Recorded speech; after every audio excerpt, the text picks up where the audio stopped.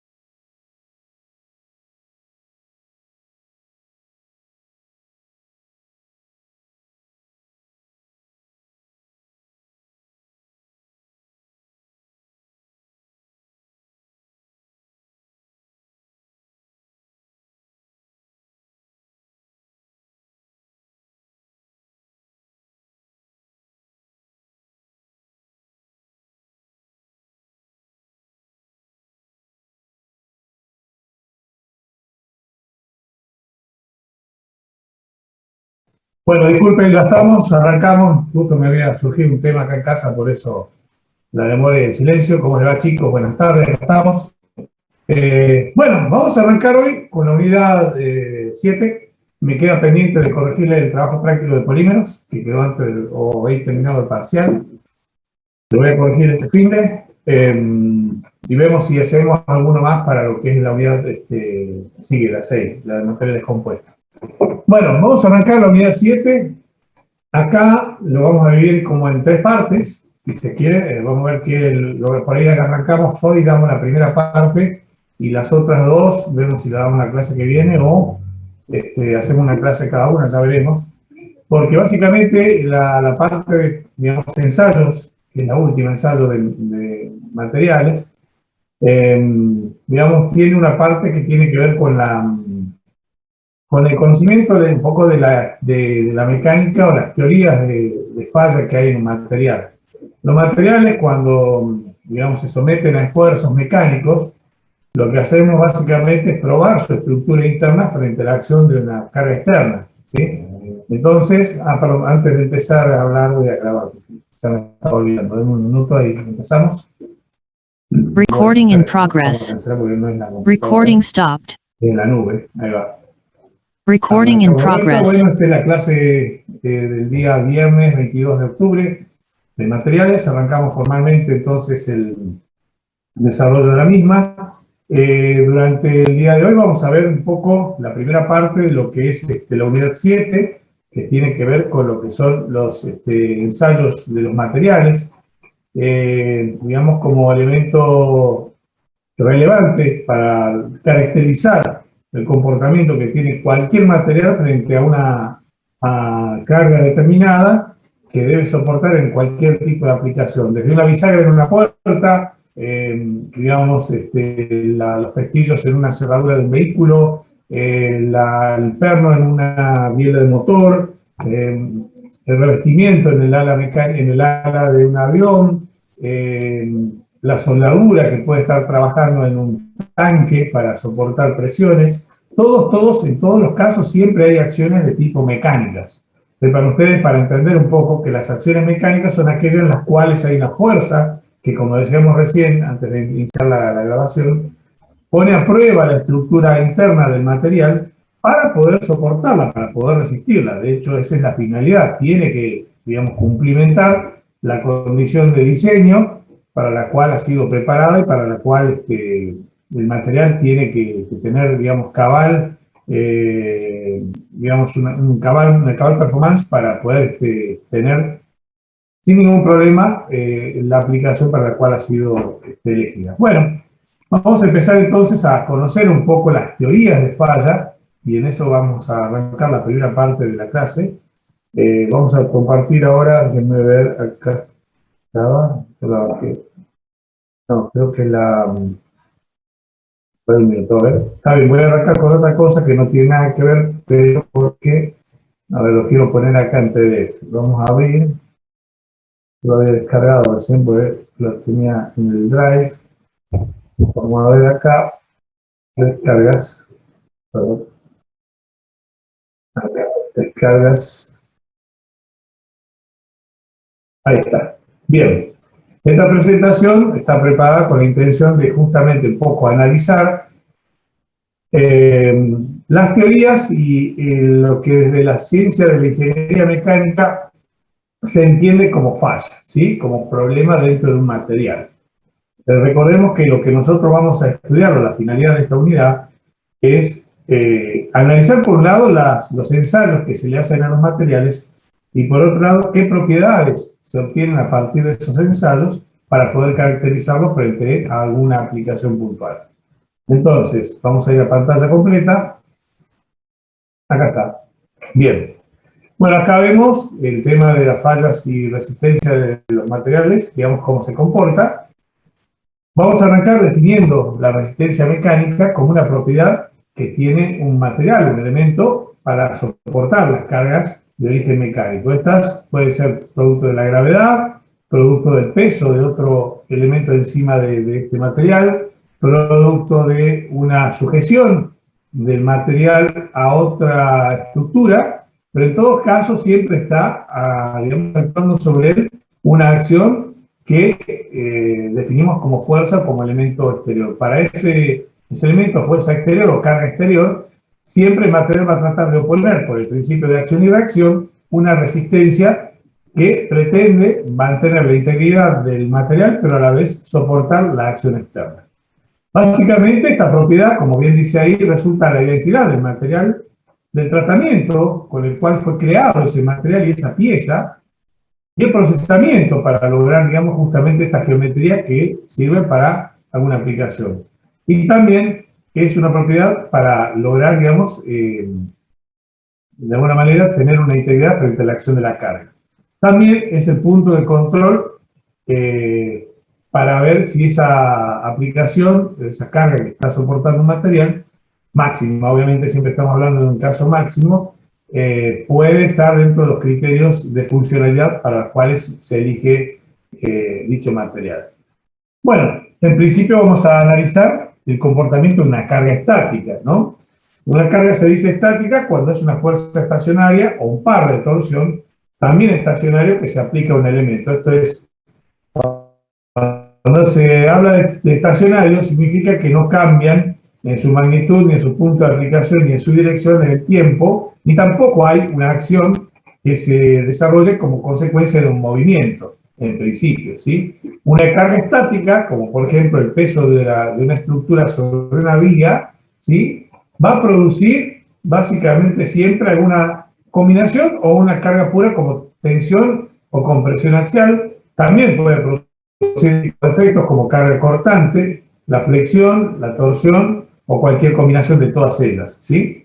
Bueno, para que se considere estática debe permanecer en el tiempo, es decir, no debe variar de ninguna manera. El ejemplo claro es el peso que decíamos recién, por ejemplo, de una estructura sobre una viga, pero también puede ser, para dar un ejemplo de carga estática, el peso del vehículo sobre cada uno de los tornillos en la masa de una llanta. Son, por ejemplo, 4 o 5 tornillos por llanta, es decir, hay 20 tornillos que soportan todo el peso del vehículo, sin que se produzca, digamos, ninguna deformación en principio. También podremos hablar de un peso estático, por ejemplo, como la carga que tiene un tanque de agua y que tiene que soportar las paredes cuando no hay más presión que la presión atmosférica. En todo caso, siempre no hay variaciones, digamos, respecto a lo que sería el transcurrir del tiempo en cuanto a la carga, ¿no? Esa es la idea. Bueno, eso sería carga estática. Respecto al concepto de falla, ¿qué es la falla respecto a una pieza? Una pieza puede fallar cuando se ha cambiado su geometría, cuando ha, digamos, obviamente colapsado y se ha fragmentado en diferentes partes, o también cuando ha perdido su funcionalidad o cuando hay una falta en la confiabilidad, entendiendo por confiabilidad desde el punto de vista del mantenimiento, digamos, la sostenibilidad de la función de esa pieza a lo largo del tiempo. Por ejemplo, para dar un ejemplo, un rodamiento se rompe cada 4 meses cuando debería durar por lo menos 4 o 5 años o más. Entonces, ahí, en el cambio constante, hay alguna situación que se debe analizar porque la confiabilidad del es la adecuada para la función que se supone debe cumplir. Entonces, una falla básicamente puede ser funcional, puede ser estructural o puede ser de confiabilidad, ¿sí? Entonces, hay que tener bien claro estos conceptos, que son conceptos de ingeniería, y que muchas veces una pieza puede estar geométricamente distorsionada, pero aún así poder cumplir su función. Sin embargo, la función que cumple no lo hace de manera segura. Con lo cual, para dar otro ejemplo claro, supongamos en el caso de las ruedas, hay una de los tornillos que eventualmente su rosca ha sido, como decimos habitualmente, falseada o robada, es decir, se ha roto la rosca, se deformó y ya no agarra el tornillo en la masa, con lo cual va a haber que reconstruir la rosca para poder repararla. Mientras, cuando no está el tornillo presente en la masa, puede estar, digamos, colocado, es decir, sabiendo que con el giro de la rueda, con el propio peso no se va a caer el tornillo, pero eventualmente ya no aprieta como para permitir que funcionalmente mantenga la rueda en su lugar y entonces ha perdido su funcionalidad. En el caso de una rotura por confiabilidad, ya dijimos, cuando hay una recurrencia en la falla o hay una situación no deseada que es recurrente y que se supone no debe suceder, como vibraciones, como deformaciones o como falta de sincronismo. Un ejemplo de falta de sincronismo puede ser cuando dos o más cuerpos mecánicos en un movimiento están, digamos, armónicamente funcionando y de alguna manera uno de ellos se degrada y hace que el otro también pierda su funcionalidad. El ejemplo puede ser el embrague en una caja de cambios, donde el conjunto embrague que se supone tiene que permitir el ingreso y egreso de cierto tipo de ruedas dentadas o engranajes para lograr justamente una combinación de ruedas dentadas que me den una relación de transmisión, ya no logran hacer ingresar esta secuencia de cambios y se produce justamente una falta de funcionalidad o de confiabilidad en este caso. O sea, a veces entra y a veces no entra, ¿sí? Bueno, acá tenemos piezas que tienen ya la falla de tipo, digamos, estructural, cuando su geometría, además de haber sido degradada, tiene la separación en fragmentos, ¿no? Fíjense, esta es la falla del eje estriado de la transmisión de un camión debido a una fatiga por corrosión. Esto es una causa mecánica, es cuando, acá hay como una mezcla, ¿no? Se dice fatiga por corrosión, ahí está la causa raíz desde el punto de vista mecánico, y para entender, fatiga es un modo de rotura que se da, ya lo vamos a tratar de estudiar, creo que está dentro de la presentación, como consecuencia de la acumulación excesiva de energía recurrente en un movimiento cíclico, ¿sí? Y la causa de esa fatiga, decía, la acumulación de energía no fue excesiva para la sección, porque esa sección había sido atacada por corrosión. La corrosión, ustedes saben, es un fenómeno químico que produce, digamos, una serie de modificaciones a nivel de enlaces en determinadas zonas puntuales de una pieza, debido a presencia de sustancias que no son compatibles con el material de base, es decir, con el material, en este caso, del eje, ¿no? O eventualmente pueden haber sido alguna falla de origen, alguna presencia de una sustancia en solución sólida, que con el discurrir del funcionamiento más un eventual ingreso de oxígeno, puede ser una corrosión a nivel superficial y que eso haya producido una fractura, la cual luego de un tiempo de ese movimiento recurrente sobre esta pieza, ha producido la fractura, ¿no? Pero bueno, nada, acá tenemos la sección frontal, cómo se ha fragmentado y como verán la pieza está unida por cinta para evitar, digamos, para por lo menos darle la forma original que tenía, ¿sí? Acá tenemos otro, el fallo de un impacto de una masa de impulsión de una cuchilla de una podadora de césped, o sea, el núcleo donde van las cuchillas que cortan el césped. La cuchilla golpeó ese con un tubo metálico en la marcación de colas de topografía, o sea, nada, golpeó con algún otro elemento y terminó fragmentándose por impacto, ¿sí? En el caso de acá, abajo vemos un perno de sujeción de una polea de una máquina que levantaba pesas en un gimnasio.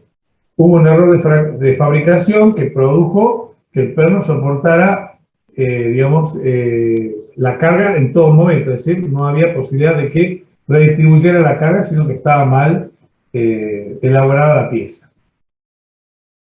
Bueno, entonces, el estudio de la mecánica de la fractura, es decir, desde el punto de vista funcional, desde el punto de vista de la rotura estructural es la más importante, es decir, cuando se produce el colapso. Entonces, ese colapso se va a dar al final de una progresión de una fractura debida a alguna situación que no es deseable ni soportable dentro de la pieza. La fractura tiene como definición la separación de dos partes que estaban previamente unidas. Esa fractura tiene una evolución a lo largo del tiempo frente a una determinada aplicación. Esto sería una mecánica de la fractura. Y digamos, la parte que estudia justamente esta forma de de evolución es justamente la parte de la ciencia de la ingeniería mecánica que estudia, se llama el estudio de la mecánica de la fractura, y que va a tratar de explicar el comportamiento que tienen los materiales que contienen discontinuidades o grietas o imperfecciones de otro tipo, ¿sí? Esa imperfección, básicamente, como dijimos recién, puede ser originada en la fabricación, la presencia de poros, la presencia de soluciones sólidas no, digamos, no consistentes con la formación o con la conformación de la estructura granular, la presencia de vacancias o dislocaciones, que también ya vimos, son irregularidades en una estructura a nivel tanto atómico como cristalino, que producen justamente la posibilidad de una separación. Primero a nivel eventualmente atómico, después irá progresando a nivel de fase, luego granular, y luego ya será a través de la sección transversal de la pieza, ¿sí? Lo que básicamente se procura con esto de la mecánica de la fractura es entender cuál es el mayor esfuerzo, es decir, entendiendo por esfuerzo la fuerza interna que puede un cuerpo soportar desde una carga externa distribuida en su área, y que de alguna manera va a mantener la integridad de esa pieza, ¿sí? Entonces, la idea de este estudio de la fractura es saber cuál es el mayor esfuerzo que puede aguantar un material si tiene imperfecciones en cierto tamaño y geometría, ¿no? El concepto de tenacidad como propiedad mecánica es la capacidad que tiene un material, digamos, en principio como tenacidad pura, ¿no? La tenacidad pura es la capacidad que tiene un material de soportar deformaciones, ¿sí? Sin, obviamente, romperse. La tenacidad de la fractura va a medir la capacidad que tiene ese material, que va a tener también una imperfección como aditiva a este estudio, para poder soportar una determinada carga. En este caso, dice que no se requiere una alta rapidez de deformación, es decir, la tenacidad de la fractura no implica que yo tenga una carga, digamos, con una progresión que vaya siendo muy violenta sobre la pieza, es decir, que avance de una manera tan rápida que prácticamente sea instantánea, que colapse, ¿no? Sino que va a ser a través del tiempo. Bueno, para eso nosotros tenemos generalmente que imaginar, por ejemplo, en un cuerpo sometido a la tracción, como vemos acá en la figura A, ahí cuando dice fractura de especímenes con imperfección. Un espécimen, desde el punto de vista mecánico, es una probeta preparada bajo ciertas condiciones que, en este caso, se le hace, de alguna manera, la fractura, es decir, se la fabrica junto con la probeta para estudiar cuál es la evolución frente a esta, digamos, presencia de imperfección bajo cierta carga, como en este caso la tracción. Bueno, en el primer caso vemos en el borde, es decir, muy cercana a la superficie de alguna de las caras, y luego, en el segundo caso, una interna. El tamaño de esa imperfección, dice, va a definir, digamos, de forma diferente para ambos casos. O sea, para las superficiales, las de borde, tienen una forma de comportamiento, y para las que son internas, tiene otra forma de evolución. La capacidad que tiene entonces un material para el crecimiento de una grieta depende de diferentes factores. O sea, la evolución, la progresión de una grieta. Una pieza puede estar agrietada, pero eventualmente, si esa separación de partes no progresa con el tiempo y se mantiene en el mismo lugar, eventualmente podría mantenerse así por mucho tiempo y no producir nada más que una disminución en su capacidad de soportar cargas mayores, y además, eventualmente, de una menor duración en el tiempo de lo previsto. Pero pueden haber, digamos, casos donde pudiera suceder que haya una falla y eventualmente sostener. De hecho, en principio, esa es la idea desde el punto de vista de dimensionamiento del diseño, que aun cuando tenga alguna falla, sobre todo para algunas piezas que son muy críticas en la industria aeronáutica o en la industria, digamos, de tipo sensible, como puede ser la de transporte, básicamente nosotros lo que pretendemos es lograr que esa pieza, más allá de que tenga una imperfección, más allá de que haya una fractura, no termine colapsando obviamente que de alguna manera yo me pueda dar cuenta y que la pueda cambiar apenas suceda el evento o tenga intervención. Bueno, pero volviendo al tema de la capacidad que tiene un material para resistir el avance de una fractura, en principio tiene que ver con básicamente la situación de poder lograr, me voy para atrás, acá está, básicamente de estos factores. Primero, cuanto mayores sean las grietas o las imperfecciones que reducen el esfuerzo permitido, es menor la capacidad de resistir el material. También depende de la capacidad que tiene un material para ser deformado de manera elástica, no de manera plástica, sí, de manera elástica. Entendiendo por deformación elástica, la posibilidad que tiene un material de ser, digamos, justamente variado en su geometría, de ser deformado, y luego de retirada la acción externa, volver a sus dimensiones originales. En este caso, las piezas más rígidas y gruesas de un material tienen una menor tenacidad a la fractura que los materiales más delgados. También, digamos, la geometría empieza a jugar cierto papel aquí. En el caso ya de cargas que son en movimiento, ¿sí? Que tienen cargas, digamos, dinámicas, cuanto mayor sea la velocidad de aplicación de carga, obviamente mayor es la propensión a propagar la fractura.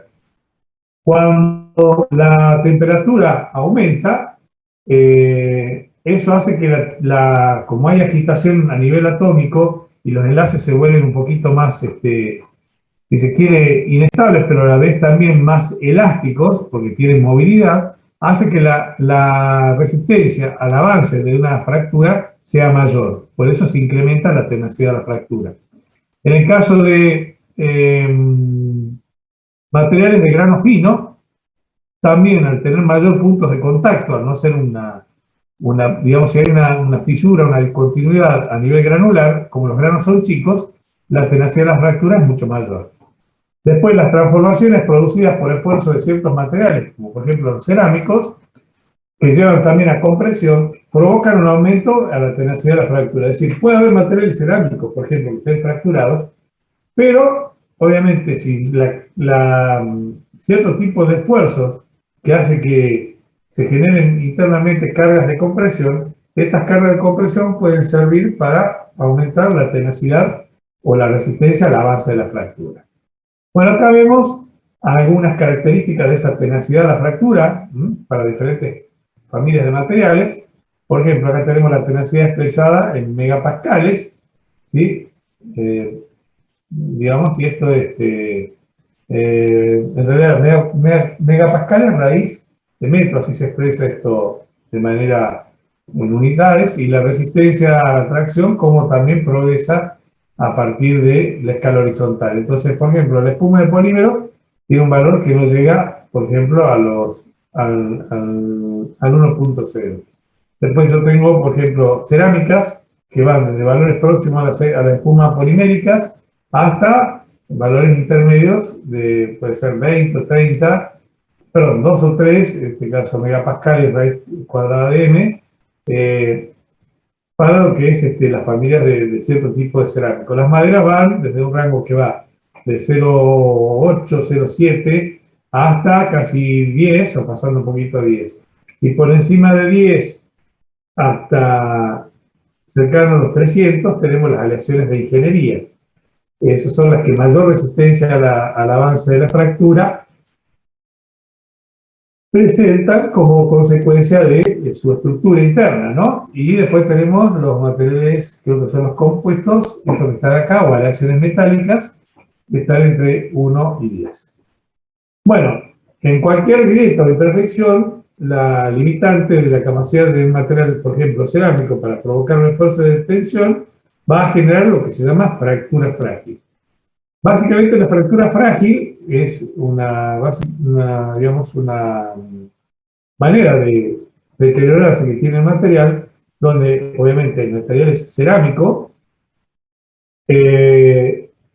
Al haber un lugar chico, como por ejemplo un vidrio, ustedes saben que si golpean un vidrio, por ejemplo en una esquina, la grieta progresa prácticamente de manera muy violenta, ¿no? Es decir, yo lo único que hice a lo mejor es, y pasa cuando uno anda por la calle con un vehículo, ¿sí? y le pego una piedra, si bien los vidrios de vehículos son triple capa con laminado plástico en el medio para amorigerar el impacto y para mantener, si se triza el vidrio, todas las partes unidas, ustedes saben que cuando golpea una esquina o golpea cualquier parte, eventualmente la grieta empieza a avanzar. ¿Cuáles son los factores en el caso de un parabrisas que hace avanzar una grieta? Bueno, primero la constante contracción y dilatación por la temperatura externa que se produce como consecuencia de radiación del sol durante el día y durante la noche, obviamente, el frío, ¿no? La segunda situación son, obviamente, las vibraciones que propiamente transmite el vehículo a la cabina y que de alguna manera producen un movimiento de las moléculas que cuando es una sola pieza se mantienen como un solo cuerpo sin ningún tipo de movilidad, ¿no? O sea, las moléculas internamente del vidrio no se van a desplazar.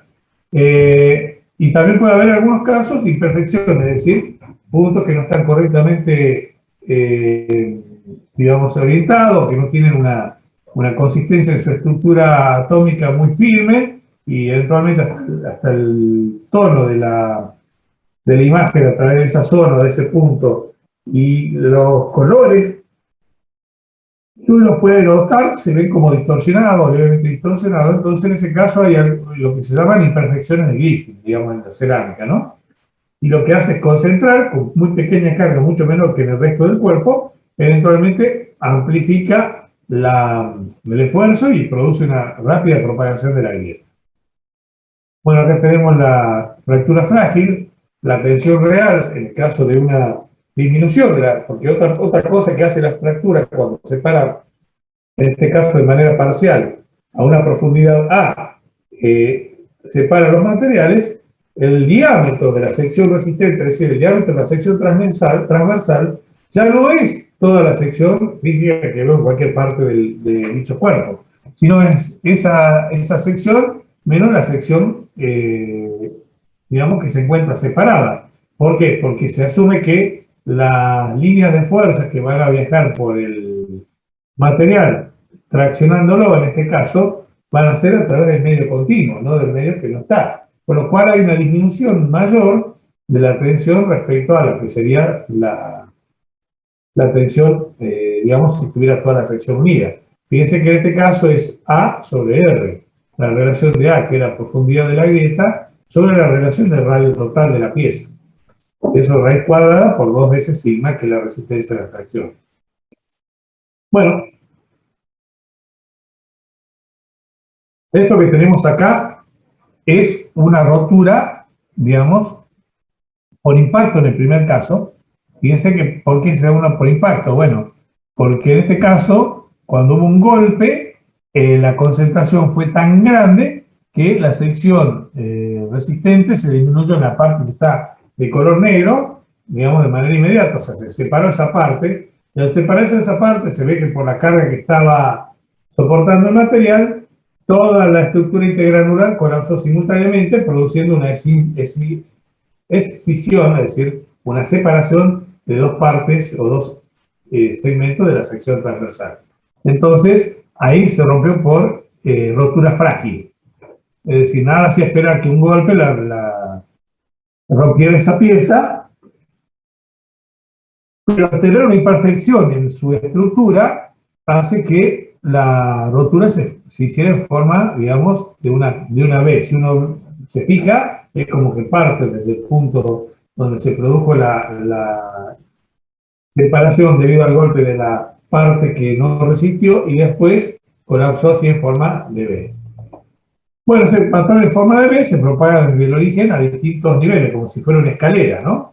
Entonces, esa es la manera en la cual se va a ir consolidando esa fractura y progresando de manera muy rápida en cualquier tipo de material de tipo metálico, ¿no? Por ejemplo, la ruptura dúctil, ya es otro tipo de comportamiento, ocurre a nivel intergranular, es decir, a través de los granos. Aún cuando los metales puedan tener buena ductilidad y tenacidad, ¿sí? Dúctil, acuérdense la capacidad de ser, digamos, de formarse y no romperse, y la tenacidad es la capacidad de aguantar realmente cargas sin sufrir ningún tipo de consecuencias. Entonces, básicamente en este caso, puede haber una gran deformación, por ejemplo, un acero de un resorte se elonga, si uno piensa, varias veces su longitud eventualmente, y aún así cuando cesa, no debería, digamos, producirse ninguna variación, siempre y cuando estemos dentro de los límites del comportamiento elástico del acero. Entonces, en ese caso, la deformación para una de tipo rotura, fractura de tipo dúctil, vamos a ver que se va a producir como consecuencia de una deformación que va a ocurrir y va a presentar la rotura, es decir, la separación en dos partes, antes de la fractura final. A lo mejor dejando después una parte de la pieza unida con la otra, pero ya no es suficiente para siquiera mantener su forma original de montaje. Bueno, en este caso, cuando hay roturas dúctiles, se provocan por sobrecargas que son simples o por aplicar un esfuerzo demasiado excesivo al material. Bueno, la fractura dúctil, como verán acá, es cuando se tira el material dúctil en una prueba de tracción, comienza a disminuir en zona donde están concentrados los microhuecos, es decir, las microfallas que puede haber internamente en el material, y después se produce una especie de disminución muy marcada, mayor aún a la previsible en la sección transversal que es sometida al ensayo de tracción, y termina, digamos, haciendo que la pieza colapse antes de lo pensado. Además, como verán, debido a la movilidad que tienen por la tracción, los huecos como que se movilizan, es decir, se produce como una aglutinación, una coalescencia de microhuecos, disminuyendo totalmente y marcando la rotura final de la pieza. Bueno, hasta acá, consultas, dudas, preguntas.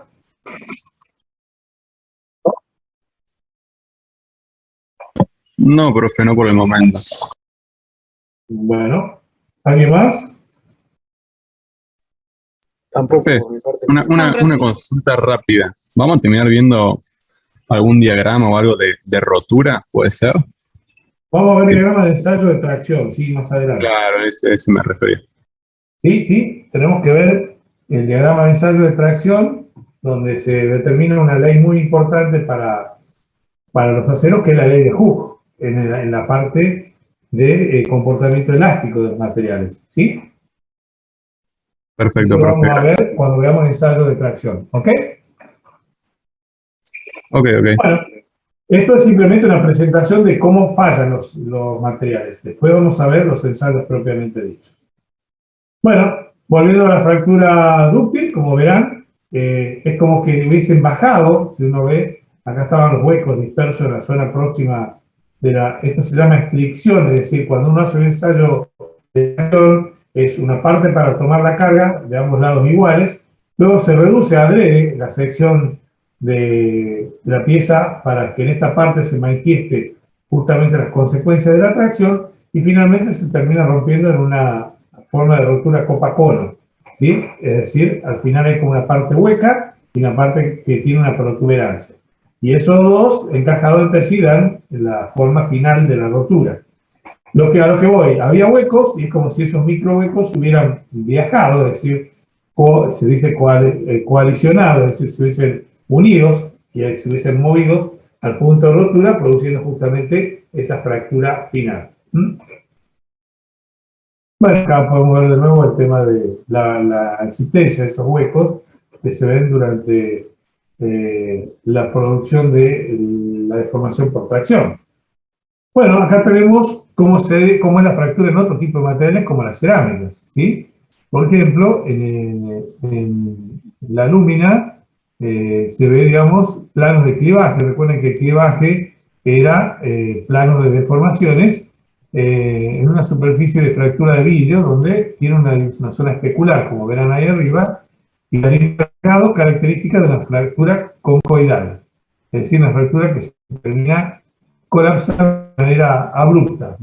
Este es el caso de las microestructuras, o las características microestructurales de las fracturas de cerámica, vidrios y materiales compuestos.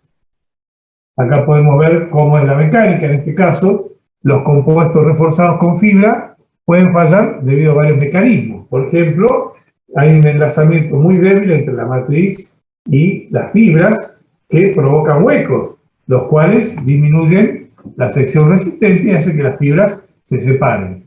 O otra posibilidad es que si las capas individuales de la matriz están enlazadas de diferentes maneras, no le ha dado el tiempo suficiente para vincularse, o hay una falla de tipo de la matriz o lo que fuera, o del proceso, y en ese caso, al no haber una unión suficiente entre la, digamos, la base y el matriz, digamos, el elemento que se aporta, se van produciendo huecos, ¿sí?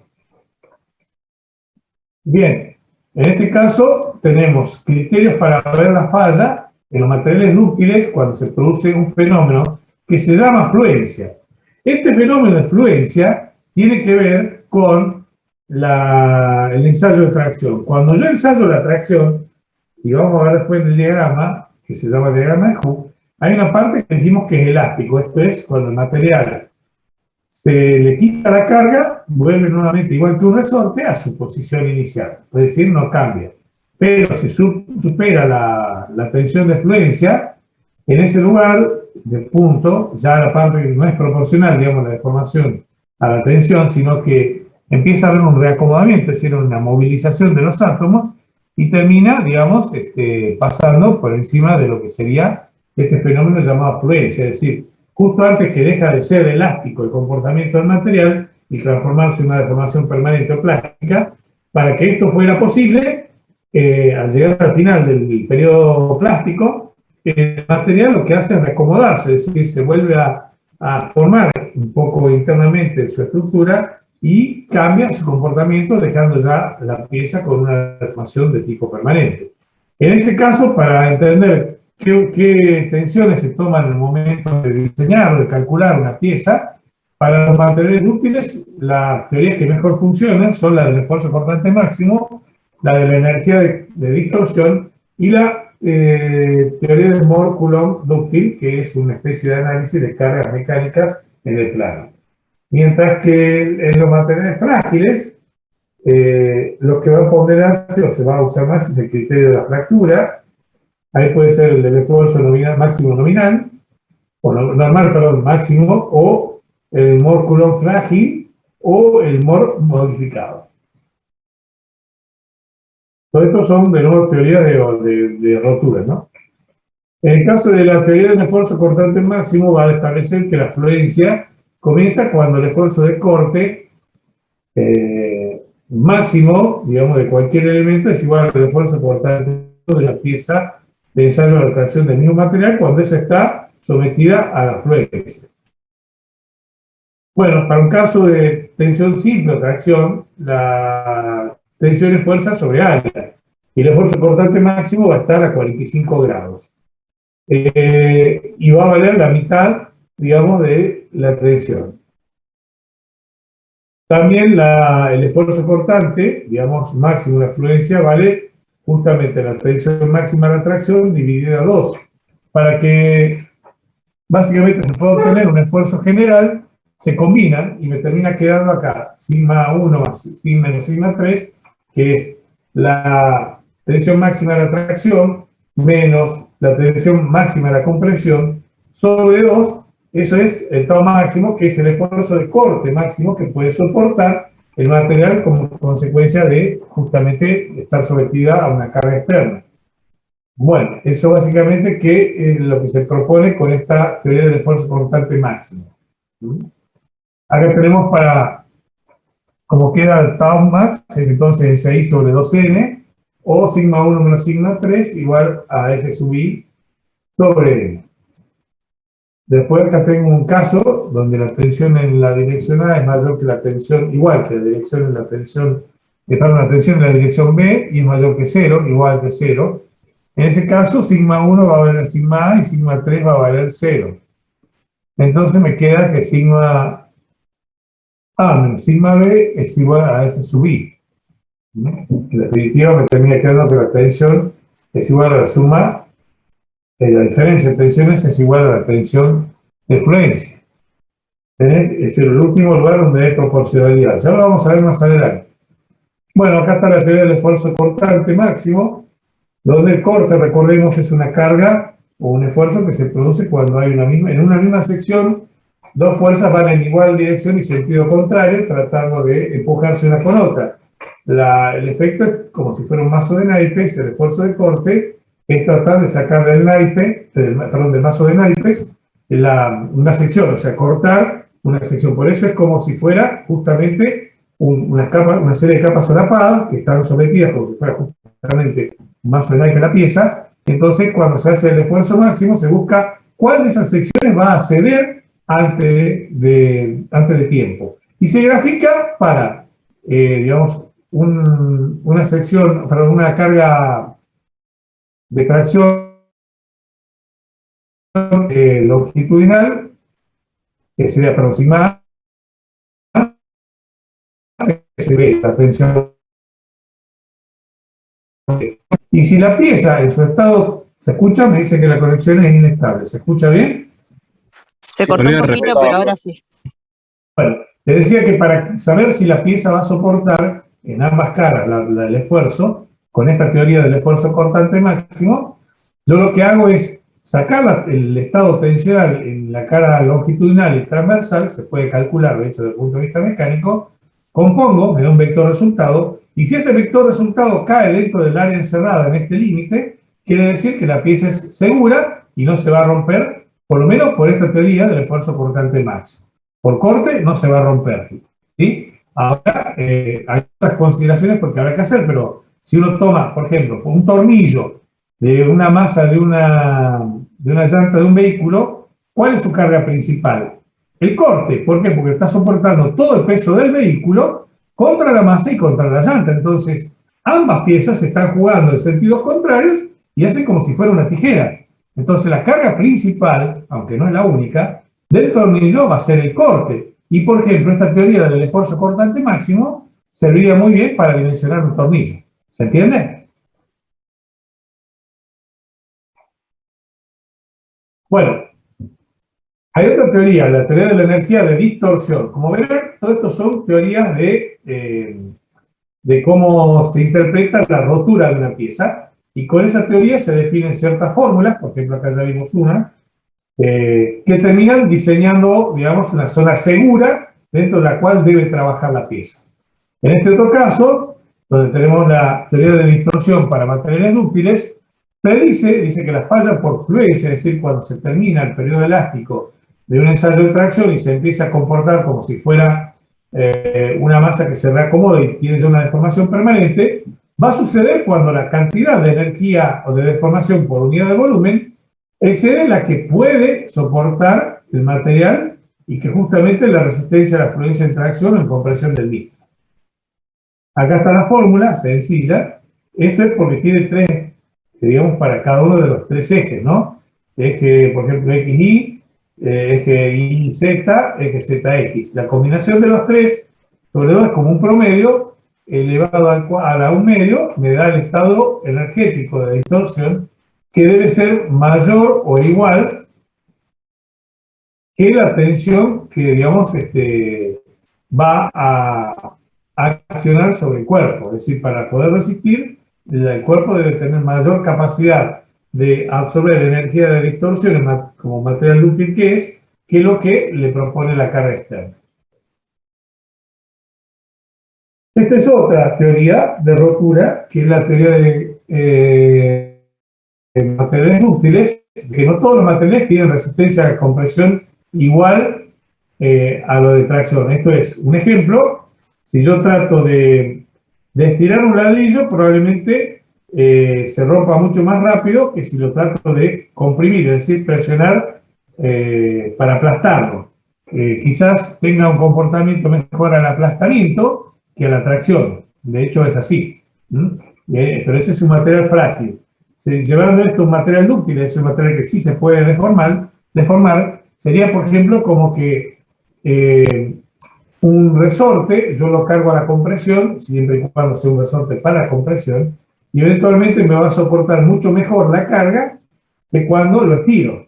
Y puede pasar al revés, que tengo un resorte que sea para tracción, y justamente cuando lo estire tengo una resistencia mucho mayor que cuando lo trato de de cerrar, es decir, de comprimir.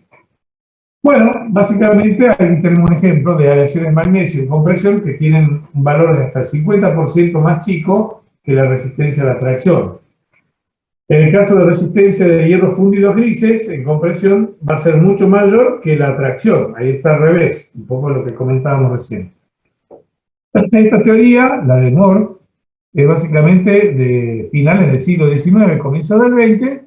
Básicamente no había cálculo de computadoras, no había nada, y había que hacer gráficos para lograr, de alguna manera, combinar todas las acciones sobre un cuerpo, en este caso, por ejemplo, tracción, compresión y corte, para ver si salía o no dentro del ámbito elástico del material, ¿sí?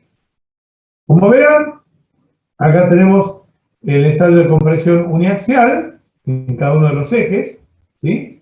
Y entonces yo tengo acá una tangente. Esto va a hacer que en una proyección yo pueda lograr, digamos, ver si mi estado tensional cae dentro de esta zona pintada de rosado, y acá están las fórmulas presentadas, va a hacer que mi pieza sea segura, no tenga posibilidad de rotura, ¿sí? En cualquiera de las tres direcciones. Fíjense que dice los tres círculos de Moore, uno para el ensayo de compresión uniaxial, el otro para un ensayo de corte puro y el otro para el ensayo de tracción, de tensión uniaxial, se utilizan para definir la falla mediante la hipótesis de Moore. Las resistencias SC y S sub I son las resistencias, perdón, S sub T son la resistencia a la compresión y a la tracción, respectivamente. Puede usarse para la resistencia también a la fluencia o última resistencia, que es la de rotura. Es decir, se combinan los tres ensayos en el mismo eje, en un solo gráfico, y se obtiene el estado, digamos, de tensión posible a soportar en cualquier condición de las tres que aparezca sobre el cuerpo en un solo dibujo. Bueno, acá podemos cómo se da, digamos, en definitiva, esa mezcla de tensiones para un esfuerzo plano, y me va a dar una forma que no es simétrica, donde hay un lugar donde resiste más, por ejemplo, en este caso sería la tracción, que la compresión, que resiste, perdón, la parte de arriba es la tracción y resiste menos que la parte de abajo, que es tracción. Acá tenemos un círculo llamado círculo de Moore para fallas dúctiles que termina dando datos experimentales. Es decir, el dibujo anterior, ¿se acuerdan del primero? Que tenemos este dibujito, uniéndolo todos a través de una curva externa que es no un círculo, sino una elipse, me termina dando lo que llamamos la elipse de Moore, o si también elipse de carga, que básicamente presenta cómo se comportan los materiales. Fíjense que yo tengo materiales que se pueden comportar muy bien a un esfuerzo de corte. Este es el esfuerzo de corte máximo, y acá puedo tener esfuerzo de tracción, ¿sí? Estos de acá son de tracción y los de diagonal son de corte. Entonces acá yo veo, por ejemplo, aleaciones que pueden estar cerca del borde de corte, siendo que por ahí,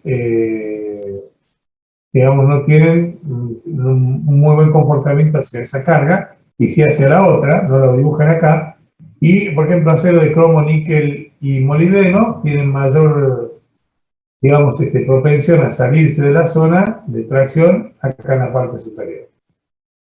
Bueno, acá tenemos otra teoría, que es la teoría del esfuerzo normal máximo para materiales frágiles.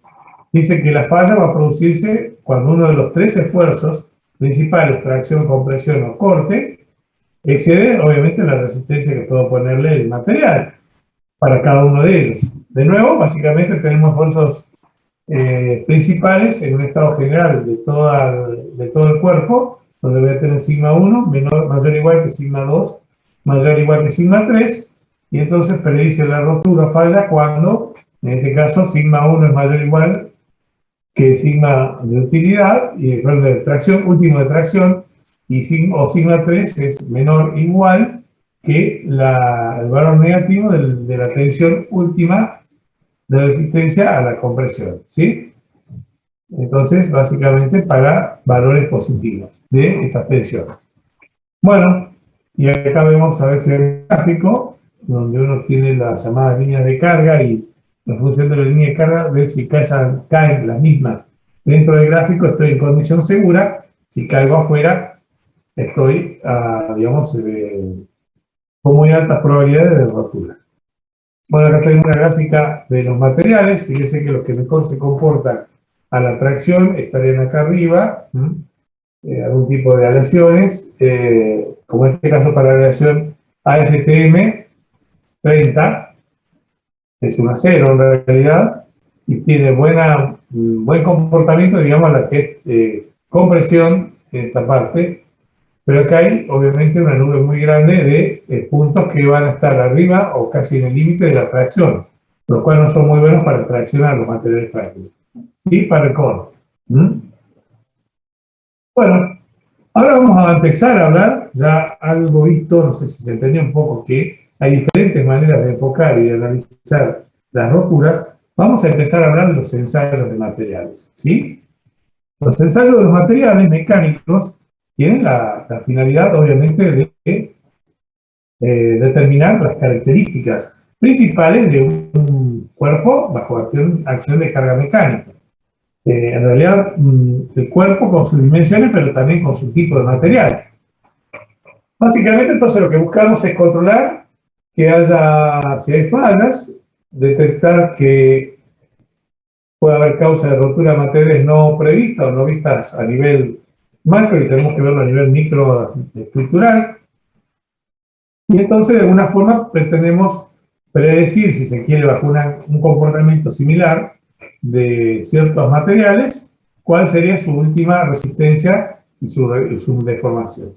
En el caso del ensayo de materiales pueden ser de dos tipos: destructivos, es decir, nosotros vamos a preparar un material, lo sometemos al ensayo y luego del mismo queda inutilizada esa pieza, o puedo usar una pieza misma existente y también someterlo a un ensayo destructivo, luego del cual sufre degradación y ya no sirve, o no destructivos, que son básicamente ensayos que van a permitir analizar el comportamiento que tiene un material, como puede ser a través de una corriente, de la medición de un espesor de pintura, o de la circulación de un campo magnético de una corriente a través del cuerpo, obviamente de muy bajo valor de energía, pero si hay discontinuidad, va a indicar obviamente que no es apto para poder ser utilizado, o ya el ensayo logró su finalidad, que era romperlo, ¿no? Entonces, los ensayos típicos pueden ser los ultrasonidos, digamos, para que son no destructivos, ¿no? Vamos a ver que hay muchos, pero sobre todo el ultrasonido es como el representante de ellos. Por ejemplo, los termográficos, para ver las temperaturas, entre otras cosas.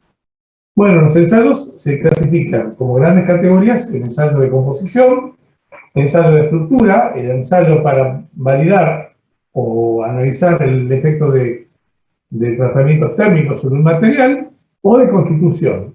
En el caso de estructura, yo voy a poder tratar de determinar las características cristalinas del material, la micrografía, es decir, el estudio del grano, y a nivel macro, macrografía, perdón, va a haber la posibilidad de estudiar la fibra, entendido por fibra un conjunto largo de uniones atómicas que van a formar obviamente moléculas. Esas moléculas están unidas en una cadena larga, como por ejemplo en el caso del polímero, ¿no? En el caso del análisis térmico vamos a ver cuál es su punto de fusión y de solidificación, y obviamente la temperatura en la cual se inicia la transición desde desde la fase sólida a la fase líquida. Bueno, desde el punto de vista de las propiedades, que esto tiene que ver con qué es lo que quiero obtener, hay dos modos: estático o dinámico. Los ensayos estáticos son ensayo de dureza, que voy a determinar la capacidad que tiene un material de ser rayado por otro; ensayo de tracción en frío y en caliente, es el ensayo de tracción a bajas temperaturas por debajo de la ambiental, y digamos, obviamente en caliente a mayores temperaturas que la nominal en temperatura ambiente en cualquier lugar, digamos, ¿sí? Por ejemplo, para soportar fricción o para soportar alguna carga térmica extra que el material no debería tener. El ensayo de fluencia es el ensayo estático, el de compresión, el de pandeo y de fricción estática, y también así el de torsión. Todo esto son ensayos con cargas que prácticamente no varían en el tiempo, ¿sí? O varían muy lentamente. En el caso de los ensayos dinámicos, no, si hay un movimiento, un cambio muy abrupto de la carga, y vamos a verificar o dimensionar la resistencia al choque, el desgaste y la fatiga. Bueno, lo último es, hay otros ensayos que son de conformación para ver qué procesos tecnológicos vamos a tener disponibles para transformar esa materia prima y conformarla en una pieza. Y vamos a tener algunos como son el doblado, la embutición, la forja, el corte, el funcionado, pero también puede ser el maquinado, es decir, la capacidad de ser transformada la pieza mediante el arranque de viruta, ¿sí? Por ejemplo, un torno, una fresa, todos esos son materiales que van a producir, digamos, arranque de viruta, y eso serían la capacidad de ser transformados por arranque de viruta, por corte, ¿no? De arranque de viruta. Después, ensayo de defectos, cuando buscamos algún problema o algún defecto en los materiales, y esos generalmente son no destructivos porque justamente se quiere preservar la integridad de la pieza para poder analizarla y sin, obviamente, su rotura, devolverla nuevamente para que pueda seguir operando, ¿no? Si fuera el caso. En este caso tenemos métodos superficiales a través de partículas magnéticas o líquidos penetrantes, las tintas penetrantes. Tenemos ensayos magnetoacústicos, que eso vamos a ver también en la clase de no destructivos, electromagnéticos, sónicos, de las pruebas ultrasónicas por rayos X y por rayos gamma. Todo esto con la tendencia de querer buscar fallas o imperfecciones. Por ejemplo, esto se usa mucho en gasoductos para verificar los poros o las discontinuidades de la soldadura, algún daño, alguna grieta a nivel atómico, ¿sí? Se saca, obviamente, una radiografía prácticamente de manera continua de todo lo que es la cañería, ¿no? Entonces, bueno, nada, esto sirve para poder analizar y verificar la continuidad del material. Bueno, y ahí terminaría un poquito la presentación de lo que es la parte esta de ensayos. Déjenme ver si tengo algún video para que compartamos ahora. Bueno, vamos a empezar mirando un poquito y después lo vamos a estudiar en profundidad. Vamos a ver cómo es el ensayo de tracción. Ahí lo voy a presentar siendo el ensayo de tracción el ensayo más importante, si se quiere, desde el punto de vista mecánico, para un material metálico, pero en general para cualquier material. ¿Por qué? Porque determina la capacidad que tiene el mismo de ser estirado, y en su carga, digamos, de tracción, no colapsar ni romperse. A ver, déjenme ver si nos deja subir. Y está acá. Bueno, esto que vamos a ver es justamente la captura de un ensayo de tracción en un laboratorio. Del lado derecho está la imagen física del cuerpo traccionado, y del lado izquierdo vamos a ver el diagrama tensión-deformación, que es el diagrama que se usa para validar, digamos, o registrar el comportamiento del material en un ensayo de tracción. Ahí les comparto la pantalla, denme un minuto. Tienen que encuentren los controles del Zoom. Ahí está. Bueno, ahí les comparto. ¿Se ve el video? No, está quieto, ¿no? No está moviéndose. ¿Se ve, no? Sí. Sí, profe. Bueno, ahí va.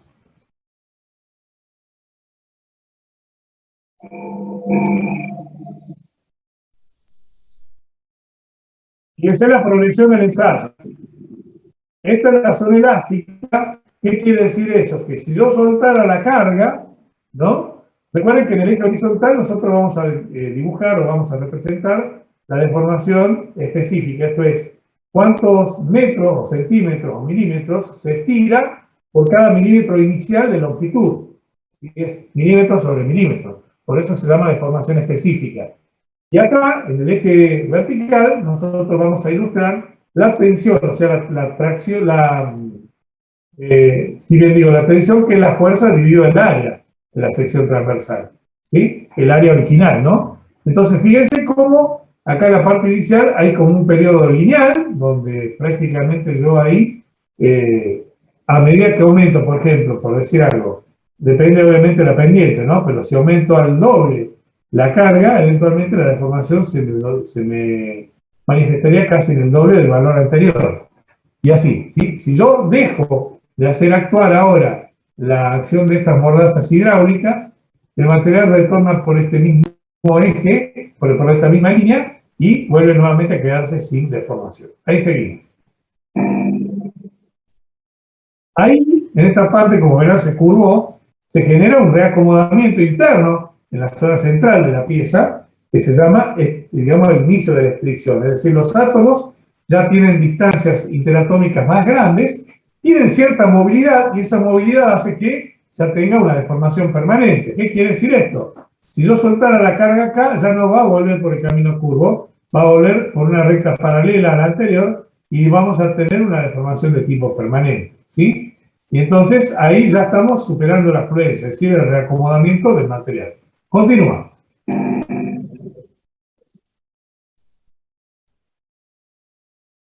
A medida que empieza, que ya está deformada la pieza porque ya no va a recuperar nunca más su forma original, es decir, su dimensión original, a medida que sigue aumentando la carga, porque sigue tratando de estirarla la pieza, veremos que en lugar, hubo un momento donde se estabilizó, no hubo un aumento de carga, pero aumentaba la deformación, que sería esta zona. Con lo cual, ahí fue el momento de movilidad interna de los átomos para, superada la fluencia, tener un reacomodamiento. Y en ese reacomodamiento, ya con los brazos muy estirados, los átomos entre sí, los mismos tratan de hacer fuerza para no separarse. Y ahí se produce la fase de endurecimiento. Es decir, estoy ya estirado, ya los enlaces están bastante lejos de lo que originalmente estaban, estiro los brazos lo más que puedo y trato de mantenerme unido entre los átomos.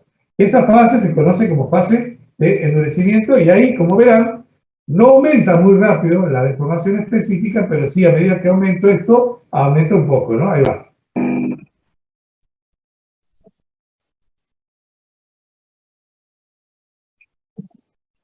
Escuchen el ruido como justamente de un estiramiento, como de una elongación que se va prolongando y haciendo que la pieza se aleje cada vez más entre sus secciones y sigue aumentando digamos, la tensión, es decir, la carga sobre la unidad de área y acá también la deformación.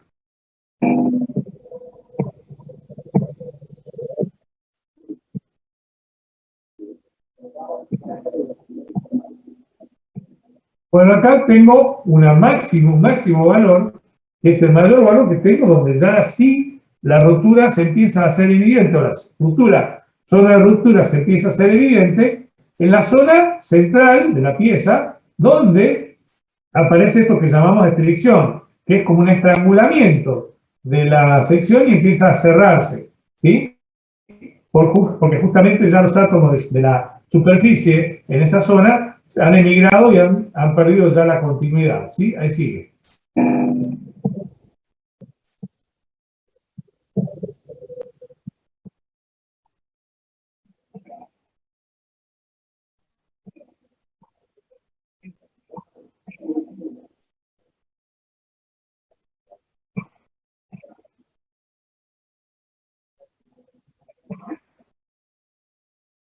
Ahí en el centro se va a producir el colapso.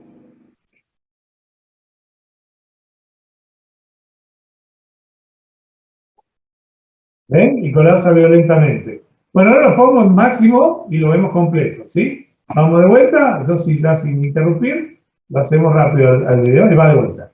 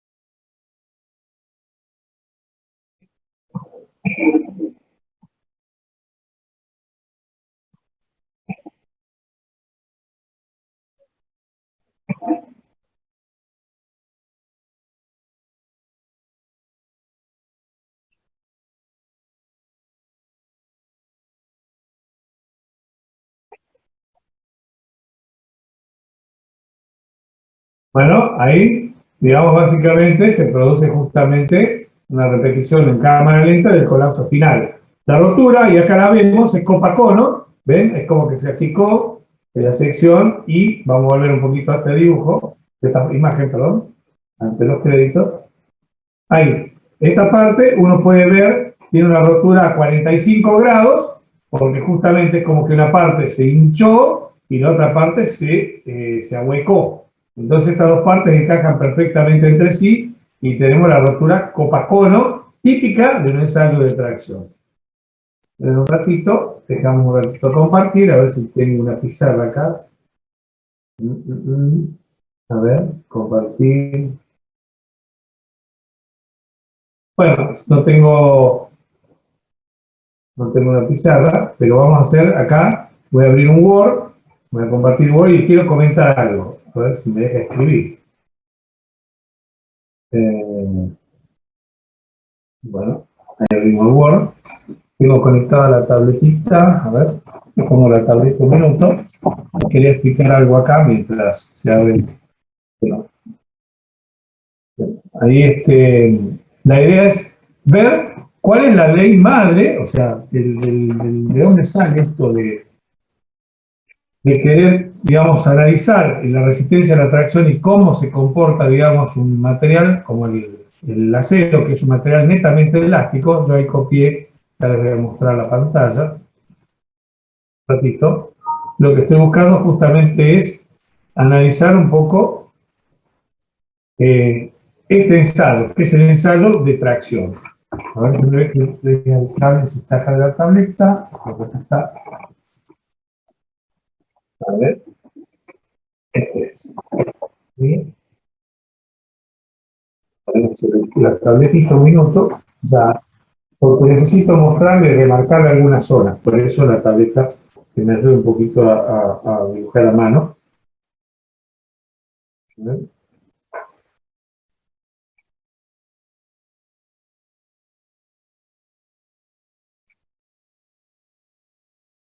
Ahí está. Bueno, ahora sí. Voy a cierrar esto. Ahí está. Les voy a compartir entonces ahora. Un minuto.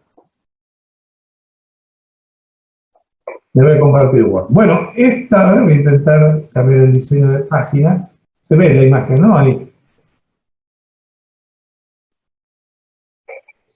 ¿Sí? Sí, se ve. ¿Más o menos? Sí, profe, sí se ve. Bueno, vamos a acostar la orientación de la hoja y vamos a achicar para concentrarnos solo en el gráfico. Este es el gráfico de tracción.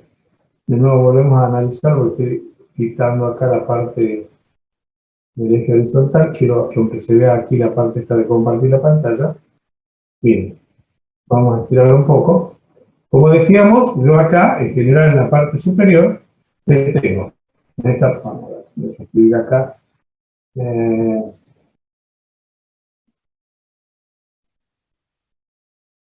ahí. Acá, digamos, bueno, acá yo tengo en general, digamos, lo que llamamos tensión. La tensión nosotros de tracción nos la designamos en general por el símbolo sigma, que es esta letra, ¿sí? Esa letra sigma, lo voy a agrandar en cuanto a tamaño de fuente, representa siempre la tensión de tracción, ¿sí? Sigma. En general, como dijimos bien, se puso en mayúscula, y no quería eso, vamos a dejarlo acá, es igual a, voy a volver a poner acá el alfabeto común, si me deja, es la carga dividido, a ver, no sé si me va a dejar poner acá, si me debe intentar, es la carga dividido el área, ¿sí? Bueno, me deja. Ahí está. Voy a poner aquí entonces la fracción, acá está, P, ¿qué pasó?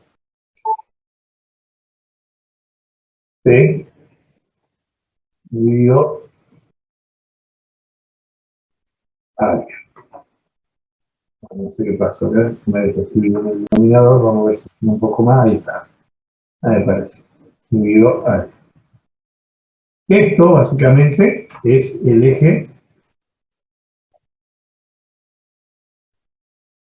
Esto es el eje, digamos, acá horizontal, ¿sí? Nosotros tenemos acá, básicamente, esta carga distribuida, por eso se llama esfuerzo, justamente la carga distribuida a lo largo de la superficie, ¿no?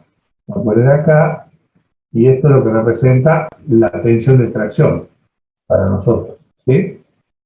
Se mide en kilogramos sobre centímetros cuadrados, en pascales, que es newton metro cuadrado, generalmente kilogramos sobre centímetro cuadrado, porque es la manera en la cual estamos familiarizados los mecánicos. Y acá abajo, nosotros vamos a copiar el mismo cuadrito, ya que está con la fuente pintoresca. A ver si me deja cambiar. Acá, esto va la deformación específica. ¿Con qué letra? Con la letra griega delta minúscula. Esto es, sería delta L, símbolo delta L, es decir, la variación de longitud por unidad de longitud inicial. O sea, para decir algo, ¿cuántos metros, cuántos centímetros se me deformó por cada centímetro original? Por eso, esto es adimensional, en principio, ¿sí? O sería milímetro por milímetro, o centímetro por centímetro, metro por metro. Esto es lo que yo represento, la deformación específica se llama, ¿sí? Entonces, a partir de todo esto, en la parte inicial, bueno, al final la paleta me da cuenta, porque estoy dibujando todo con el mouse. Vamos a sacarla y que me molesta. Miren, entonces, esta parte que yo voy a dibujar acá, una forma que es esta de acá, esta parte de aquí, esta que está recta, ¿no?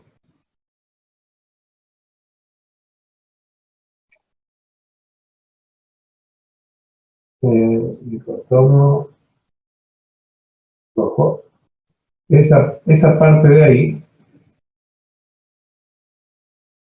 básicamente es la parte que nosotros llamamos lineal, o sea, donde el comportamiento del material, en este caso el acero, es elástico, ¿sí? Esta es la zona elástica o zona de proporcionalidad del acero. En este caso, pues estábamos ensayando piezas de acero, ¿sí? Zona elástica o de proporcionalidad. ¿Por qué proporcionalidad? Ahora vamos a ver. En este caso del acero que estábamos ensayando, ¿sí? Un ratito, nos tiramos.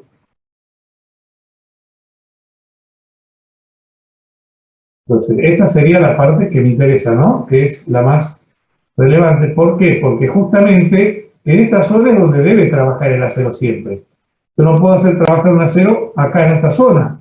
¿Por qué? Decíamos que si yo hago ceder la carga en este lugar, yo acá, si vuelvo, volvería por este lugar, por este camino, y ya tendría, como verán, una deformación de tipo permanente. ¿Por qué? Porque ya no tiene las dimensiones originales. Esta línea amarilla representaría haber superado el límite de fluencia, que ahora lo vamos a poner acá, ¿cierto? Es el punto de fluencia, o la tensión de fluencia también se llama, así es el nombre. ¿Por qué fluencia? Porque se comporta como un fluido, como que fluyera, es decir, hay movilidad de los átomos, y en ese punto, digamos, ya se reacomodan teniendo una nueva distancia interatómica entre sí. ¿En la zona dónde? En la zona donde se va a producir la rotura. Voy a mostrarle acá esta influencia. ¿A partir de dónde? A partir de donde se forma esa curva, ¿sí? Esa es la fluencia. Entonces acá tenemos el ensayo de tracción básicamente del acero. Y lo que vemos básicamente es eso, ¿no? En el caso de la fluencia, la desaparición de la elasticidad. Es decir, a partir de ahí el acero ya no es más elástico. ¿Por qué? Porque se produce justamente la movilidad de los átomos y hace que este no tenga, digamos, la posibilidad de volver hacia atrás, ¿sí? Además, yo tengo acá una pendiente. Esto lo vamos a grabar. ¿Por qué? Esto es muy importante. Yo ahora les voy a comentar por qué. De acá, como ustedes ven, vamos a ponerlo en amarillo, con blanco, relleno blanco. Vamos a decir relleno, contornos blanco. Entonces, esto de acá, básicamente, tiene una Vamos a poner línea de ambos lados. Y tenemos una y tenemos la otra. Ahí tengo, digamos, un ángulo, ¿sí? Ese ángulo es muy importante. Yo le decía que este ensayo determina la propiedad llamada tensión de tracción. Vamos a volver para atrás. El ensayo de tracción de un acero, ¿no? Entonces, este ensayo de tracción tiene la posibilidad de darnos algún dato o alguna propiedad que es relevante al comportamiento mecánico, a la tracción. En este caso, en la zona de proporcionalidad, es decir, donde el acero se comporta de manera elástica, un hombre llamado Hooke determinó que básicamente el acero tiene que su tensión es proporcional a la deformación específica. Esto es, dijo lo siguiente, que sigma es igual, otra vez con la mayúscula, sigma es igual, voy a dejar un espacio, en realidad dice él que es proporcional a la deformación específica. Vamos a hacerlo grande. Tendría que poner una, en vez de un signo igual, tendría que poner una ondita, ¿sí? Una onda que diría que sea proporcional. Pero para que sea una igualdad, tengo que poner una constante. La constante se llama E. E que representa que justamente ese ángulo, esa pendiente que tengo acá, se llama módulo de Young. ¿Sí? Vamos a ponerlo así. Y es válido esta ley únicamente va a ser válida con, en el periodo de proporcionalidad, es decir, en el periodo elástico. ¿Sí? En ese lugar solamente vale esta ley que estamos definiendo ahora y que se llama, digamos, ley de Hooke. Él dice que justamente hay entre la tensión de tracción y la deformación específica hay una proporcionalidad que se vuelve una igualdad a través de una constante llamada constante de Young o módulo de Young, que es justamente la pendiente de la parte, vamos a borrar esta línea amarilla, y vamos a trasladar toda la parte elástica para que se entienda que es de la parte elástica, justamente la inclinación que tiene la parte recta, que es la parte de proporcionalidad que tiene el acero, para comportarse de esa manera. Es decir, yo saco acá la carga y vuelve por esta misma recta hacia atrás y se queda sin deformación permanente. ¿Sí? Entonces esta ley de Hooke justamente define la característica que tiene, en este caso, el acero frente a una carga de tracción. ¿Sí?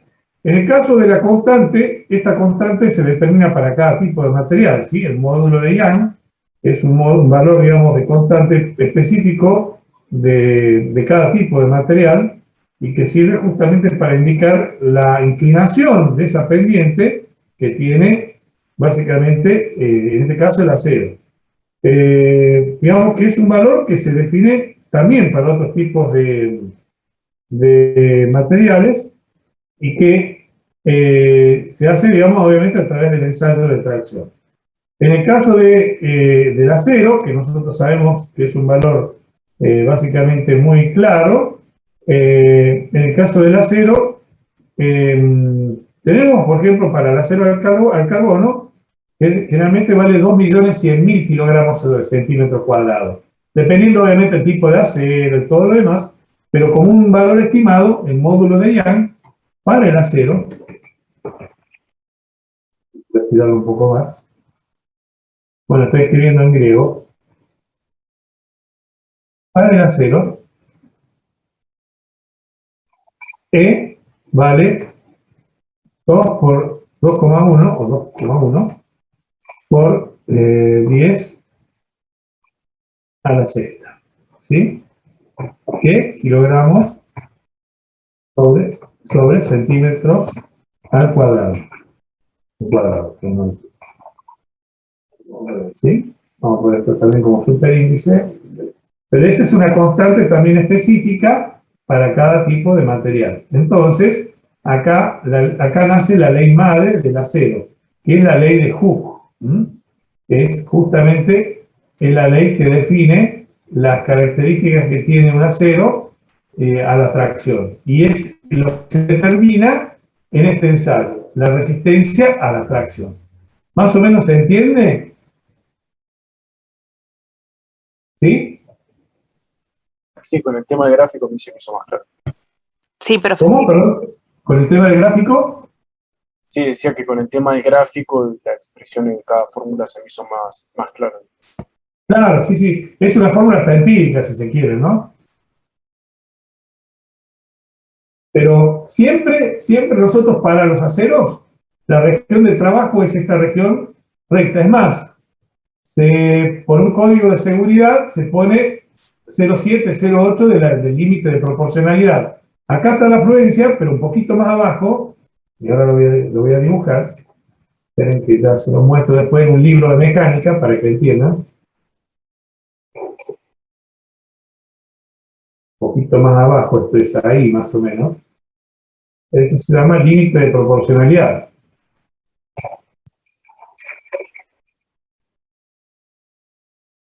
Entonces, por una cuestión de seguridad, digamos, en el desarrollo de una pieza mecánica, debe trabajar siempre por debajo del límite de proporcionalidad. Y se le pone un código de seguridad o coeficiente de seguridad que es más o menos 0,7, 0,8. ¿Qué quiere decir? Tengo un margen para que trabaje todavía de manera elástica, aun cuando me excedo el valor de diseño, ¿sí? Entonces, nada, eso lo tengo que tener en cuenta porque se diseña siempre con ese valor. Si ustedes me permiten, dejo de compartir un minuto y les voy a mostrar un libro de mecánica, a ver si lo tengo acá a mano, justamente que habla de todo esto y de todas estas teorías. Yo le pondré un poquito para que ustedes lo vean al capítulo, el resumen de ese capítulo. A ver si lo tengo acá. Sí, acá está, bien, justamente. Bueno, veamos. A ver si está el ensayo de tracción en algún punto. En un minuto, que ya lo vemos.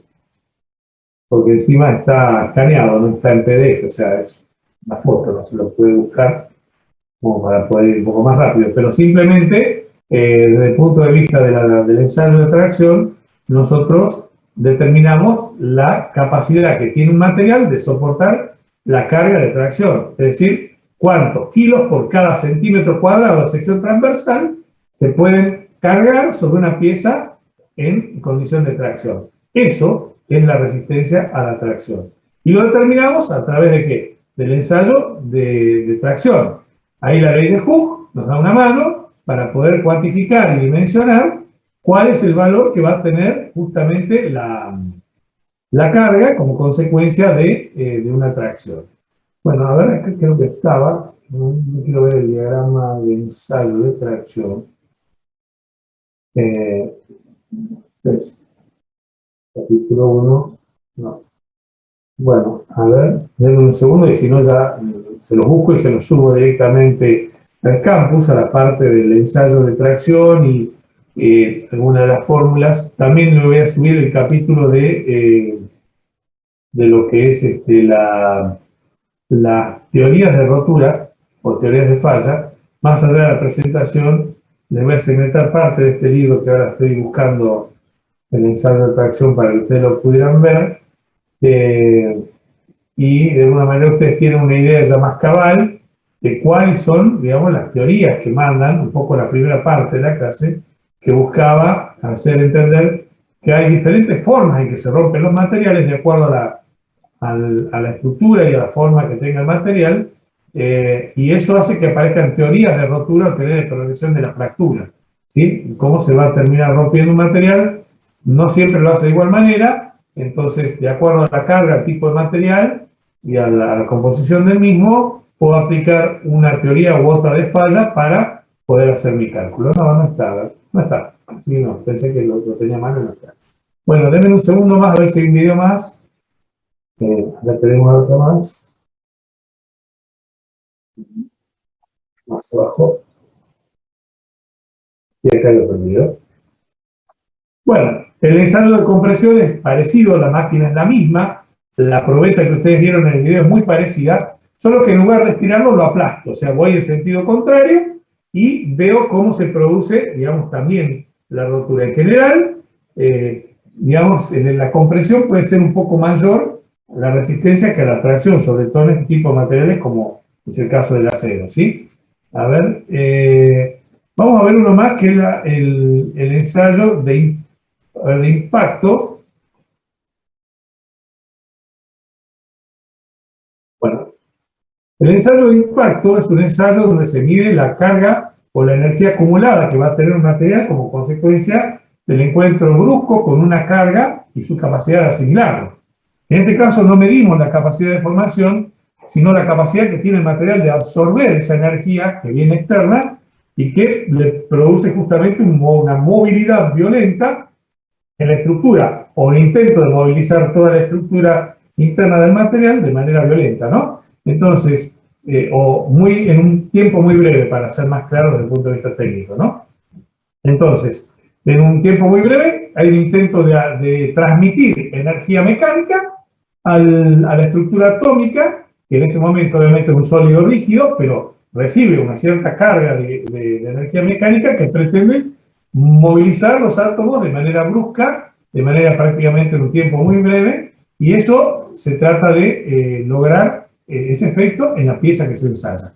Además, lo que se hace en esta pieza básicamente es hacer, digamos, una probeta, de cierta manera parecida a la que vimos recién en el ensayo de tracción, pero se le hace una marca, es decir, se le hace digamos, una decisión en forma de V, una marca, un vano en forma de V, para lograr justamente magnificar el efecto de tener esa presencia de una transmisión instantánea de energía proveniente de un cuerpo externo, como para lograr, digamos, asegurar que el material va a sufrir la carga de impacto y no va a ser, por ejemplo, no sé, una tracción o algo parecido, como que no sea justamente lo que estamos buscando, ¿no? La parte de justamente de transmitir toda la energía de manera en tiempo muy breve. Bueno, vamos a ver entonces el ensayo de Charpy o ensayo de impacto, ¿sí? Justamente aquello que trata de expresar esto que dijimos de la transmisión en un tiempo muy corto de cierta cantidad de energía mecánica a la estructura de una pieza. Bueno, ahí les voy a compartir entonces la pantalla. ¿Dónde está? Acá. ¿Lo ven la pantalla? Sí, profe. Bueno, entonces, ahí vamos a ver. Básicamente se trata del ensayo de Charpy. Acá, bueno, no me deja ver el play, pero no hace falta, digamos, una pieza muy grande. Acá se tiene lo que se llama el martillo. El martillo es básicamente una pieza con forma puntiaguda que está colgando a una cierta altura y con un cierto ángulo, con un freno, digamos, que le hace en la traba que le hace de freno. Acá abajo está la pieza a ensayar, que está enfrentada por su parte esta sesgada en B, directamente para recibir en esa zona donde está la marca en B, o la huesca, o la muesca, digamos, en B, en la pieza, para recibir la carga directa de ese martillo de impacto. Se suelta el freno, cae directamente y golpea sobre la pieza. Ahí lo vemos.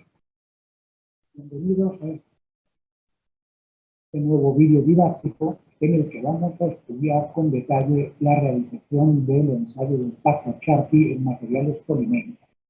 Se trabajará en aspectos como la preparación de muestra y el desarrollo del ensayo.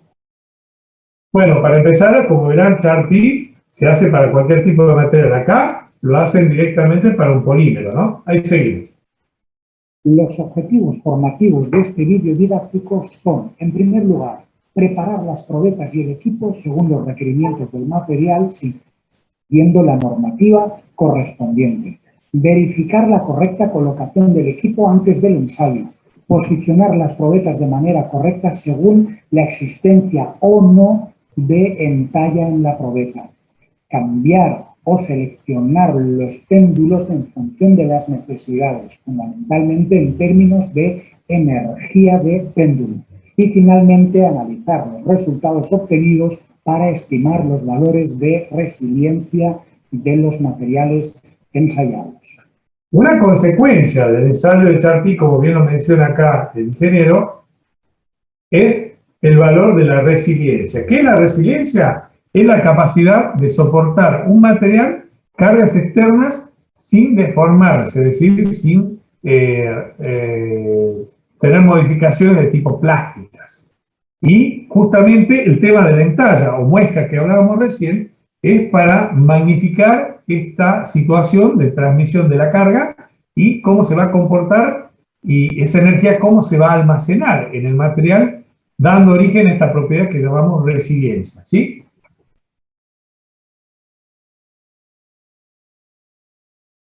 Los contenidos que se van a desarrollar en este vídeo didáctico son una breve introducción a la utilidad del ensayo Charpy. A continuación se definirá un protocolo para puesta en marcha y realización. A ver, se paró el video.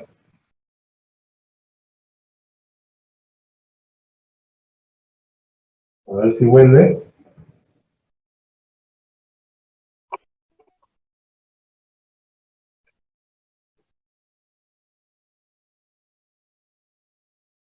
Parece que no, dame un Los minutito. contenidos que se van a desarrollar en este vídeo didáctico son una breve introducción a la utilidad del ensayo Charpy.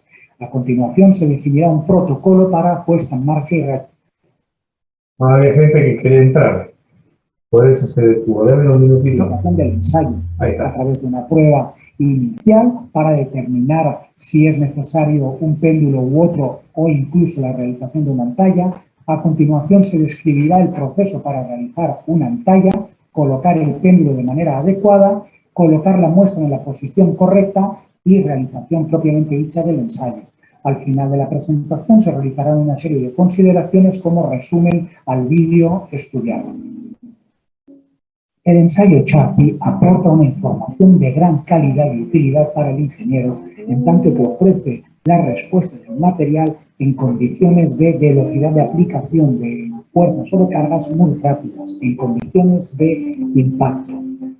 Para la realización del ensayo de impacto en materiales poliméricos es habitual utilizar el péndulo Charpy. La realización del ensayo Charpy en polímeros se rige por la norma UNE en ISO 179-1 de 2011 y define todas las condiciones para la realización del mismo, tanto de geometría de probeta como de condiciones de ensayo. En primer lugar, se realizará una prueba inicial con el péndulo de menor energía de 1 julio con la probeta colocada de manera adecuada según normativa. Como puede apreciarse, no rompe con el péndulo de 1 julio. A continuación, se procederá a realizar el mismo ensayo con el péndulo de mayor energía, sustituyendo el péndulo de 1 julio por el péndulo de 6 julios. Se procederá a la realización del ensayo sobre la probeta y se determinará si rompe o no. Como se observa, tampoco rompe en estas condiciones. Ante esta situación, se deberá preparar la probeta de forma adecuada mediante la realización de una talla con el fin de asegurar la rotura. Inicialmente, se identifica el punto central de la probeta para practicar la talla según normativa y se lleva a una máquina entalladora o brochadora, una brocha especial con una geometría en forma de V para proceder a la realización de la entalla que actuará como un concentrador de tensiones durante la realización del ensayo de impacto y, en consecuencia, facilitará la rotura de la misma. Se ajusta la brocha hasta conseguir la profundidad deseada y se pone en marcha el proceso de entalla o de brochado. A lo largo de ese proceso de brochado, la geometría de la entalla va consiguiéndose. Una vez finalizada la realización de la entalla, se eliminan las posibles redadas y se observa la geometría de la entalla en forma de. Se realizará una verificación previa para evaluar la calidad de la entalla preparada y a continuación se colocará la probeta en el equipo de impacto Charpy. En este caso, se colocará de forma horizontal con la talla siempre hacia atrás, con el fin de promover esfuerzos de tracción que van a conducir a la rotura de la probeta. En el caso de las probetas sin entalla, destacar que la colocación de la muestra es completamente distinta, puesto que si bien se apoya sobre los mismos soportes, se coloca de manera vertical.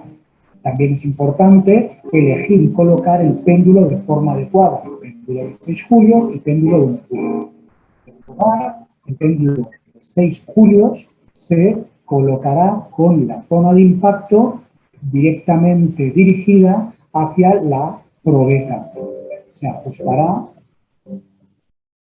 mediante un tornillo pasante y ya está listo el péndulo de 6 julios para la realización del ensayo. Se realizará una verificación previa, fundamentalmente de la escala que vamos a utilizar, puesto que si utilizamos el péndulo de 6 julios, la escala es la de 6 julios, y en caso de utilizar el péndulo de 1 julio, se seleccionará la opción de máxima energía de 1 julio. A continuación, procedemos a la verificación del ensayo mediante la colocación de la probeta, en este caso con entalla, la entalla siempre mirando hacia la parte trasera, y se procederá a la realización del ensayo con el péndulo de 6 julios de energía. En este caso rompe la probeta con una energía de 0,27 julios. Se observa que efectivamente se ha producido la fractura de la probeta, y a partir de la energía absorbida y la sección transversal de la probeta rota es posible estimar el valor de la resiliencia del material en condiciones de impacto. Como consideraciones finales, destacar que este vídeo didáctico se ha centrado en la utilidad del ensayo de impacto Charpy para conocer los valores de energía absorbida en procesos de aplicación de carga extremadamente rápidos. Se ha generado la capacidad para que el usuario pueda decidir el tipo de péndulo que se requiere para cada material, así como la necesidad de realización de entalla y el procedimiento para la realización de la misma. En este sentido, estamos convencidos de que ya serás capaz de realizar un ensayo de impacto de manera autónoma. Con ello, Muy bien. vamos esto. Este es el video de lo que es el ensayo de Charpy a nivel de laboratorio. Hay máquinas que son más grandes que estas, pero esta es muy útil para lo que es la parte prácticamente de un laboratorio de facultad, de escritorio. La verdad que el tamaño del péndulo, acá en Argentina hay una normativa que la define IRAM, que se basa en lo que es ASME, que es la Asociación Americana de Ingenieros Mecánicos, y bueno, a partir de eso se define, digamos, el tipo de péndulo que se va a utilizar y la energía que va a tener acumulada potencial y que se libera cuando se hace el ensayo. Pero un poco ahí están los aspectos generales, que es como es la máquina, que es que en general se puede hacer o no la entalla, o la marca o la huesca, y la norma fija, digamos, un valor de resiliencia para condiciones sin entalla y condiciones con entalla, ¿sí? Entonces, uno puede tener dos valores de resiliencia, que es la propiedad que nosotros definimos como la característica que tiene un material de soportar carga, en este caso de tipo repentinas, y absorber su energía sin tener deformación o teniendo una deformación, obviamente. En el caso, lo que se busca es que se rompa, ¿no? Que se procure lograr de que se deteriore para que no podamos determinar su carga, ¿no? Entonces, ese valor se determina justamente a través del valor de Charpy. Bueno, vamos a terminar por hoy acá, vamos a seguir con los ensayos y yo les voy a colgar algo más de material, aparte de los videos y esto que estuvimos viendo hoy día, la presentación, desde el punto de vista de libros. O sea, les voy a tomar parte de los capítulos de los libros y se los voy a subir como para que ustedes puedan explorar un poco más desde el punto de vista técnico, justamente desde las teorías de falla hasta lo que es algunas de las consideraciones a tener en cuenta cuando uno hace, por ejemplo, un ensayo de tracción, que hay una normativa para las dimensiones de la probeta, unas condiciones hasta de superficie, cómo debe quedar para que puedan ser ensayadas las probetas. Lo mismo para un ensayo de tracción y de compresión y eventualmente también para lo que vimos hoy, que es chat. ¿Alguna duda o pregunta, chicos? Entonces, profe, este PDF no lo va a subir, el que vimos hoy, va a subir Sí, partes del libro. No, ¿Lo va a subir? Sí, Ah, yo ok. voy a subir el video y además de eso le voy a sumar parte de los libros que son interesantes de ver a la hora de analizar con más profundidad el tema de los ensayos, ¿ok? Ok, no hay problema. Bien. Bueno, ¿alguna duda más o consulta? Bueno, acá paramos entonces, detenemos la grabación, cerramos formalmente la clase del día 22 de octubre de 2021 de materiales. Recording Bueno, stopped. nada, chicos, ahora les voy a corregir el práctico que les debo.